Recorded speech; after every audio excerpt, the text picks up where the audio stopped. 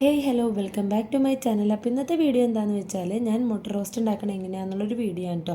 അപ്പോൾ എന്തായാലും വീഡിയോ ഇഷ്ടപ്പെടുകയാണെങ്കിൽ സബ്സ്ക്രൈബ് ചെയ്ത് സപ്പോർട്ട് ചെയ്യണേ. അപ്പോൾ ആദ്യം തന്നെ ഇത് ചട്ടി ചൂടാക്കാൻ വെച്ചിട്ട് അതിനകത്തേക്ക് ആവശ്യമായിട്ടുള്ള വെളിച്ചെണ്ണയും കുറച്ച് കടുകിട്ട് പൊട്ടിച്ചിട്ടുണ്ട്. കടുക് പൊട്ടി വന്നു കഴിയുമ്പോൾ അതിനകത്തേക്ക് അരിഞ്ഞു വെച്ചിട്ടുള്ള സവാള, തക്കാളി, പിന്നെ അല്പം ഉപ്പും കൂടി ചേർത്ത് നന്നായിട്ട് വഴറ്റിയെടുക്കുക. അപ്പോഴത്തേക്കും ഞാൻ ഇവിടെ അപ്പുറം മുട്ട പുഴുങ്ങാനായിട്ട് വെച്ചിട്ടുണ്ടായിരുന്നു കേട്ടോ. സവാള കുറച്ചൊന്ന് വാടി വരുന്ന സമയത്ത് നമുക്ക് ഇഞ്ചിയും വെളുത്തുള്ളി അരച്ച് പേസ്റ്റ് ചേർത്ത് കൊടുക്കുക.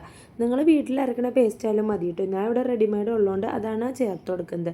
ഇതാകുമ്പോൾ എളുപ്പപ്പണിയും കൂടിയാണ്. എന്നിട്ട് അതും കൂടി ചേർത്ത് നന്നായിട്ട് വഴറ്റിയെടുക്കുക കേട്ടോ. സവാളയും തക്കാളിയൊക്കെ നന്നായിട്ട് വയന്നാലാണ് കേട്ടോ അത് ടേസ്റ്റ് കിട്ടുള്ളൂ. ഈ സമയത്ത് നിങ്ങളുടെ കരിവേപ്പില ഉണ്ടെങ്കിൽ അതും കൂടി ഇടാട്ടോ. ഇവിടെ ഇല്ലാത്തതുകൊണ്ടാണ് പിന്നെ ഞാൻ ഇടാത്തത്. നന്നായിട്ട് വയന്ന് വന്നു കഴിയുമ്പോൾ നമ്മൾ അതിനകത്തേക്ക് കുറച്ച് മഞ്ഞൾപ്പൊടിയും നമ്മുടെ എരിവിന് ആവശ്യമായിട്ടുള്ള മുളക് പൊടി, പിന്നെ കുറച്ച് ഗരം മസാലപ്പൊടിയൊക്കെ കുറച്ചാണ് കേട്ടോ ചേർക്കണുള്ളൂ. അതൊക്കെ ചേർത്ത് കൊടുത്തിട്ട് നന്നായിട്ട് പിന്നെ ഇതിനകത്തായിട്ട് മെയിനായിട്ട് ചേർക്കുന്ന പറഞ്ഞാൽ ഈ എഗ്ഗിൻ്റെ മസാലയാണ് കേട്ടോ. ഇത് ചേർക്കുമ്പോൾ നല്ലൊരു ടേസ്റ്റാണ് കേട്ടോ ആ മസാലക്ക് കിട്ടുന്നത്. അങ്ങനെ അതൊക്കെ ചേർത്ത് കൊടുത്ത് നമ്മുടെ എല്ലാ മസാലയുടെയും പച്ചമണം മാറുന്ന വരെ നന്നായിട്ടൊന്ന് വഴറ്റി കൊടുക്കുക. അത് കഴിഞ്ഞ് അതിലേക്ക് തുള്ളി വെള്ളം ഒഴിച്ചു കൊടുത്തിട്ട് അതൊന്ന് യോജിപ്പിച്ചെടുക്കുക. ഒരുപാട് വെള്ളമായി പോരുത് കേട്ടോ. അത് പിന്നെ മുട്ടക്കറിയിലേക്ക് മാറും.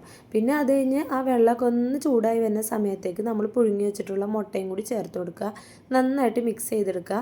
അത് ആ ഗ്രേവി ഒന്ന് വറ്റണ വരെയും ആ മുട്ടയും കൂടി ഇട്ടെടുത്ത് നന്നായിട്ട് മിക്സ് ചെയ്ത് കഴിഞ്ഞാൽ നമ്മുടെ ടേസ്റ്റുള്ള എഗ്ഗ് മസാല ഇവിടെ റെഡി ആയിട്ടുണ്ട് കേട്ടോ.